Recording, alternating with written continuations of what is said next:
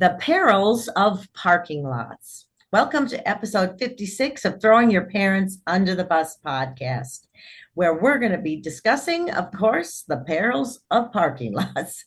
I'm Jane Hubel, and with me today is veteran crash investigator and driver safety expert Mike Peel. How you doing, Michael? I'm good. Good to be here. Good to be here. All right. Well, we're glad to have you. And of course, our keeper of students' observations, Natasha Johnson. Anything new with you? Not too much. All right. Well, we're glad you're here as well. And Thank you. Natasha, can you start us out by introducing the student and her observation that helped us decide the topic of our podcast today? Yes, this one is from Janice. And she said, we were at a mall parking lot and we were driving behind a lady walking while on her phone. I predicted that she would look behind her and move out of the way, but my prediction was wrong. Instead, she didn't even acknowledge that we were there. She was walking towards the middle of the road and took a very long time to get out of the way. I also saw a small bus that was parked diagonally in parking spaces. Another example of bad parking was when a small car parked too far out of the parking space in the mall parking lot. That could affect the driver's safety and my safety because cars have to go around it, and some cars might end up hitting one another. Mm, parking Denise, lot. awesome, man. Awesome. Great observation. See what happens when give a we give a little task, a tiny task Right. to a new driver. They find it all. They find it all. Okay. Let's Mhm. just break them down one at a time though. Um, you know, People that walk with their face in this phone across crosswalks, streets, parking lots. Um, I I've I seen people run into poles or trees because they're looking so That's ridiculous. yeah. on behind the wheel lessons, um, you know, I always sometimes I've even rolled the window down and I said, "Hey, you're lucky I was the instructor in the car." Because a student's coming up and they go, "Oh, a lady on the phone or a guy on the phone," and we slow it down a little bit. They don't know you're here, da da da. And in today's world, do you honk the horn at them? So, you know, I think we should invent something. A two-stage horn in the car, a friendly honk or a ticked off honk. The little, it would be, we put shock collars on dogs to train them, and it's just, guys, it's not a shock. It's a little thing that just kind of gives them a tingle. But maybe we need to put that on the phone. Ding, ding, you need to pay attention. You need to buzz the hand or whatever. But anyway, uh, Janice, good job. And how do you deal with that? Not a bad idea, just a not honk, just you can touch that horn very lightly to give it a little toot, like, come on, can't be walking down the middle. A lot of people are thinking they're getting too many rights now. And hey, by the way, if you live in Minnesota, talk about rights, motorcycles get to drive between cars now. Whole nother subject, but people are starting to get rights and it's crazy. But anyway, let's just do this. Someone's walking down the parking lot, so you're driving up behind them as they're walking along, and they are so in tune to that phone that you could run them over. And well, don't, but like I say, maybe even way behind before you even get close enough to them. Maybe give them a toot, like they won't even know you're honking at them because you're far enough away. But it'll at least make them look at it.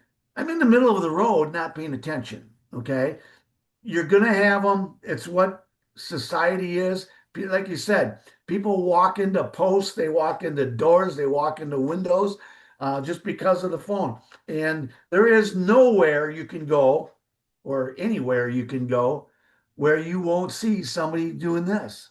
I don't care where it is, you're gonna see them. So, uh, shame on us, right? Shame on us. But let's just talk about this parking lot. Because also you stated the person walking, of course, makes you more frustrated in your driving because you need to go, you're in a hurry, and you know what? This is where you just gotta take a step back, take a breath. The parking lot's not that long. Sooner or later, they're gonna cross the street.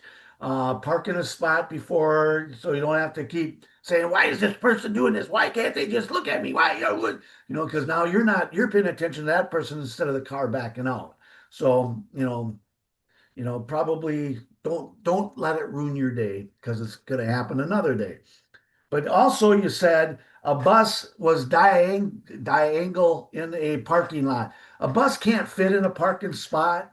So if somebody pulls in with a boat trailer or a golf cart trailer or any trailer, they have to take up 3 or 4 spots and they'll go diagonal on the in the parking lot. That I get. They shouldn't do that closer. They should do that back farther in the parking lot.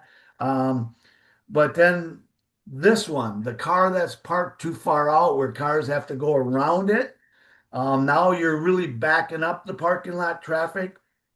So here's one of them tips, people. Most people don't know how to do this, so pay attention, hit record. All right. Do you really know where the front of your car is? Sitting in behind your steering wheel. And the answer is you do not. And you guess. And that's why we get a car that sits out like this sometimes or like that. They're parked too far out of the spot. Okay. When you're sitting in your car behind the wheel, sitting normal, you take your left mirror or the right mirror. And if you look underneath the mirror, when you see the parking line coming down the parking lot, the snowbank, the sidewalk, the other car, when you see that underneath the mirror, that's the front of the car. Okay? That's where you stop. Then you're not stuck a quarter car out, excuse me, in the parking lot. So that'll get you, that'll fix that part right there. Again, we don't get to everybody. Also, parking lot safety, people. Listen, when you're driving through a parking lot, you need to slow it down. Remember, the person backing out cannot see you. They can't see you. They don't see you until their back door windows are all the way out in your lane. So, rule of thumb, when you're driving through a parking lot, you're looking for 2 things. Well, you're looking for a lot, but here's signs somebody's in the car. When the brake lights are on, someone's behind the steering wheel and their foot is on the brake. And when you see the white lights on the tail lights, that means that car's in reverse. Not a good idea to get behind them because not everybody has backup cameras, people. And if they can't see, just take this car that's not in your screen yet, and this car is going along, and you want to get behind me, and now you see on this car you see the white lights, but you are in the parking lot lane and you want to get by them. That car is going to back right into you. Is it your fault? No. But guess what? It's going to take you 2 hours to fix the problem. You still have the damaged car, and now you're going to lose the car for a week to 10 days because now it has to go in and get fixed by the body shop. Yes, will they pay for a rental car? That is all yes, yes, and yes. But guess what? Your life's going to be miserable for a few days because you didn't do it the way it should have been done. Right. So, what I mean, when something's not moving, it can't hit you. When it's moving, it can. And look for the signs that something's going to move, including that person with their face in the phone. So, good job, Janice. Yes, we can always have some practice in parking. So that's great. The good news is most people don't die in a parking lot. So, Well, that's an upside of it, right? lots of fender benders. You want a fender bender, don't pay attention in the parking lot. You'll get one. Yes. Well, thanks again. Thanks, Mike, for your words of wisdom. And thanks, all of you out there who are joining us. We truly appreciate it and hope you can share our podcast with your friends and family. Of course, please check out our other episodes by going to drivesaferidesafe.com/podcast, or you can go to our YouTube channel, which is youtube.com/drivesaferidesafe one, which is the number, not the word. And you can also give us a shout by emailing your suggestions or questions to drivesafe@gmail.com. We appreciate that. Of course, we always appreciate all of our students who, well, they mandatorily have to do the enrichments, but we use their insights for our content most often, and we really appreciate it. And this has been episode 56 of Throwing Your Parents Under the Bus. I'm Jane Ubel, and we want to remind you to I almost forgot my line. Drive safe. Ride safe. .com. Bye, everyone. See ya.